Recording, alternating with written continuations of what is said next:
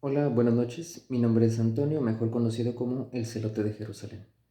Esta noche quiero analizar con todos ustedes un tema que ha intrigado a muchas personas a lo largo de los últimos años, y es lo concerniente a la construcción de un tercer templo en Jerusalén.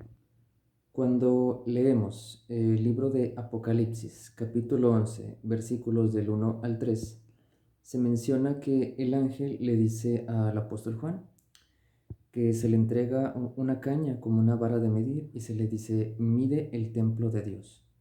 Dice, pero al atrio que está afuera no lo midas, porque ha sido entregado a los gentiles, los cuales hollarán la ciudad por 42 meses. Ese versículo ha sido utilizado o interpretado de muchas maneras, la mayoría de las veces para indicar que habría un tercer templo construido en el actual Jerusalén.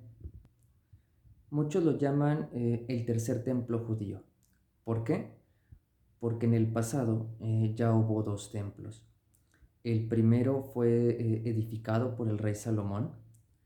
Antes de que este templo fuera construido, el profeta Natán fue enviado al rey David, que ya estaba reinando en Jerusalén. Cuando leemos la segunda carta de Samuel, nos damos cuenta que antes de que llegara a existir la ciudad de Jerusalén, existía una fortaleza llamada Monte Sión, el cual era una fortaleza de los jebuseos, los cuales habían sido desterrados y eliminados por el rey David. Cuando el rey David conquista esa región, se le comienza a llamar como la ciudad de David, posteriormente Jerusalén. El profeta Natán le dice al rey David que uno de sus descendientes construiría la casa de Jehová. Esas palabras tuvieron su cumplimiento cuando Salomón, que fue el segundo rey de la línea davídica. Debemos recordar que el primer rey en Israel fue Saúl, que provenía de la tribu de Benjamín, mientras que David era de la tribu de Judá. Ya cuando David muere, Salomón, que era producto de Betsabé, la esposa de Urías el Eteo, que ahora había sido tomada por el rey David, Jehová lo bendijo y llegó a nacer Salomón. Se menciona en la segunda carta de Samuel que Jehová lo amó. Salomón tomó la iniciativa y construyó el primer templo a Jehová en la ciudad de David, en Jerusalén. Salomón tuvo el apoyo de Hiram de Tiro, que era el rey de aquella ciudad, el cual le suministró madera, oro, piedras preciosas, pero sobre todo el rey Hiram de Tiro puso a su disposición del rey Salomón a Hiram Abif, el cual era un artesano que llegó y generó las partes más esenciales del templo de Salomón, diseños que nadie tenía la capacidad de poderlo llevar a cabo. Y después de que todo fue construido, Salomón dedicó el templo. Este templo duró varios siglos, hasta que fue destruido por Nabucodonosor, rey de Babilonia, en el año 587 a.C.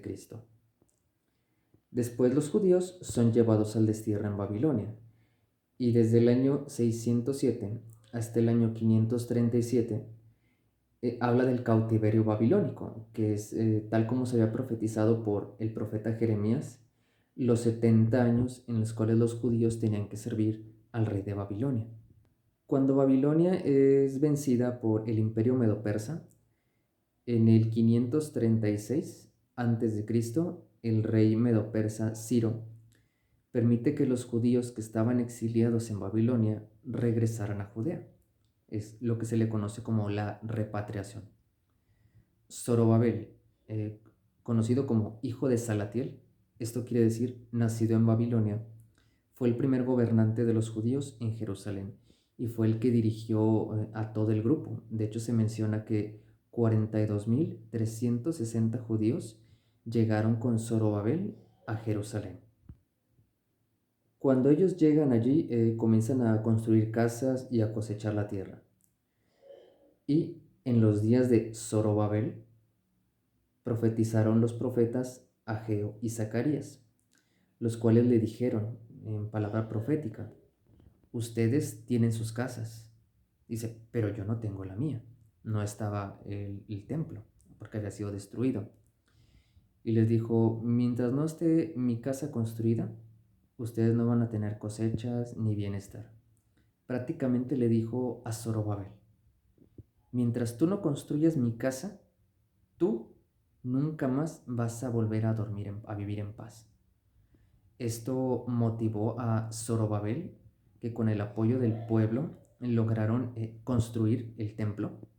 Se le consideró como el templo de Zorobabel, el cual siglos después fue remodelado por el rey Herodes, que se le conoce como templo herodiano o templo de Herodes.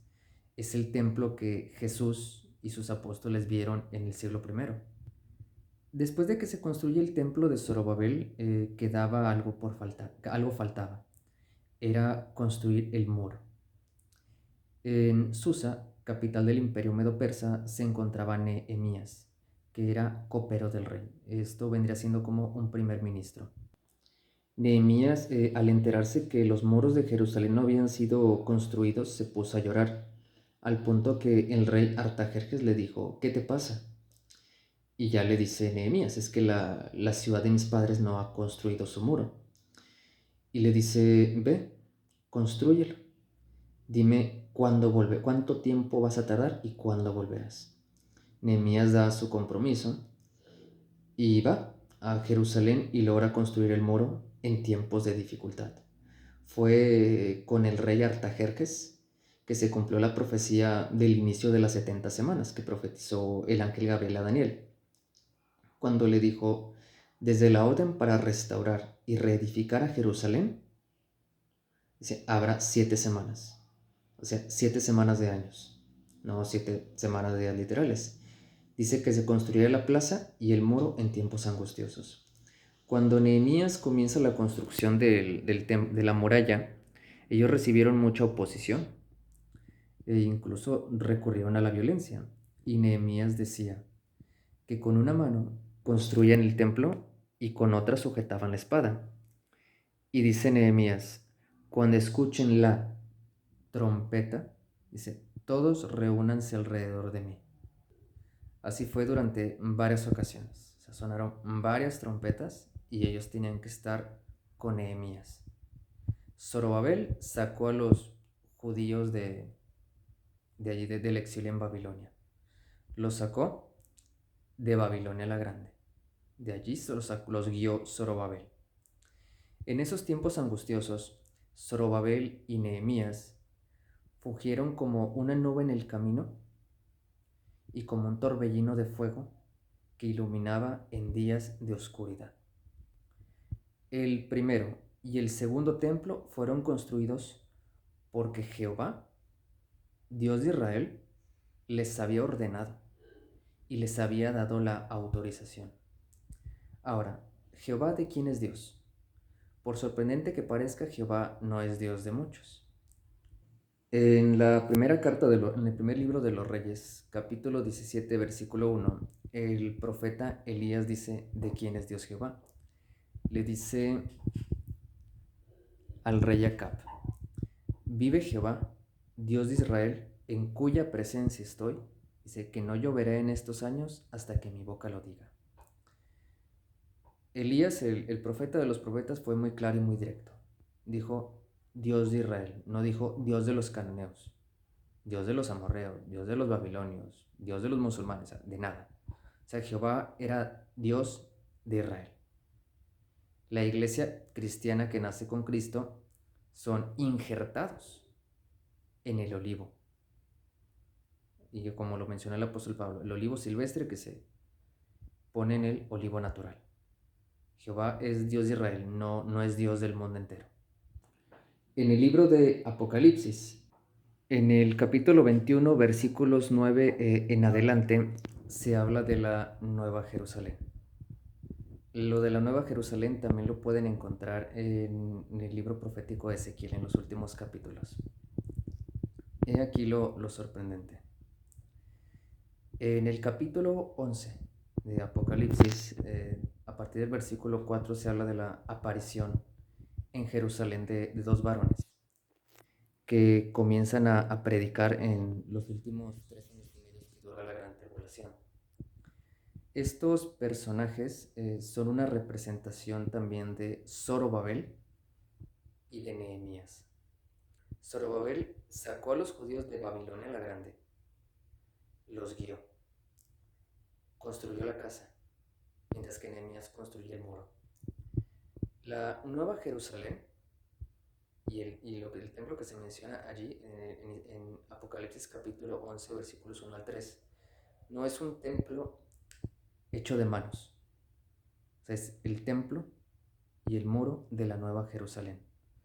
Se menciona en el capítulo 21 de Apocalipsis que la Nueva Jerusalén, el muro, dice que tiene 12 cimientos y dice que son los 12 apóstoles de Jesús.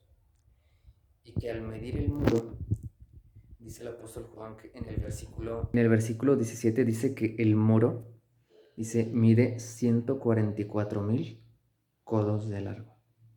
Dice, dice 144,000, dice, codos, dice, de la anchura de un hombre. Este muro es una representación de los 144,000 ungidos que tienen el sello en la frente, el Padre en letra hebrea y el Hijo en letra griega. Y entre esos 144,000 van los apóstoles de Jesús. Durante la Gran Tribulación, estos dos varones, o sea, los dos testigos de Apocalipsis capítulo 11, que no son Moisés ni tampoco es Elías, ellos fungirán un papel similar al de Zorobabel y al de Nehemías. Terminarán la casa y el muro en tiempos angustiosos. Y siempre que se sonara la trompeta,